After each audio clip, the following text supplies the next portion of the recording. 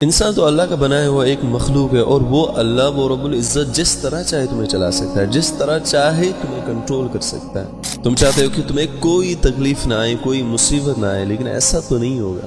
پھر تمہیں اللہ کیسے یاد رہے گا؟ اکثر اللہ تب یاد آتا ہے جب کوئی مصیبت یا کوئی پریشانی پہنچتی ہے، تب ساری دنیا بھول کر بس اللہ یاد رہتا ہے۔ زندگی کا سفر کبھی آسان نہیں ہوتا میرے بھائی اور بہن، ہر انسان مشکلاتوں سے گزرتا ہے، کبھی غم، کبھی تکلیف، کبھی پریشانی، کبھی کوئی ٹینشن، کبھی فیوچر کی ٹینشن، کبھی لوگوں کی باتیں، کبھی رشتہ داروں کے تانے، یا کبھی اپنی ہی ناکامیاں دل توڑ دیتی۔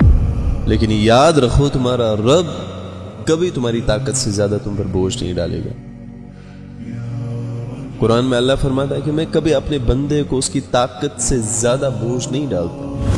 تو تمہارا بھی تو رب ہے، تم پر کیسے ڈالے گا؟ تم اتنا ڈس اپوائنٹ، اتنا نا امید کیوں رہتے ہو؟ کیوں لگتا ہے کہ بس میں کچھ نہیں کر سکتا، یہ دنیا میرے لیے نہیں ہے، اس دنیا کی مصیبتیں میرے لیے، پریشانیاں میرے لیے نہیں؟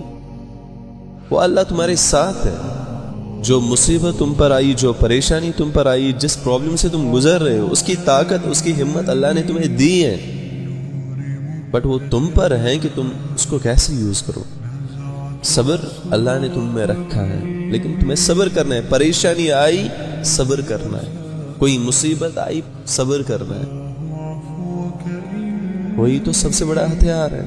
یعنی یہ ساری پریشانیاں، یہ مصیبتیں صرف تم پر نہیں آئی، بلکہ جو اللہ کے بہت قریب تھے، انبیاء، اللہ کے نبی صلی اللہ علیہ وسلم، جس کے لیے یہ پوری کائنات بنائی گئی، اس نے بھی تو بہت ساری مصیبتیں دیکھی، اس نے بھی تو بہت ساری پریشانیاں دیکھی،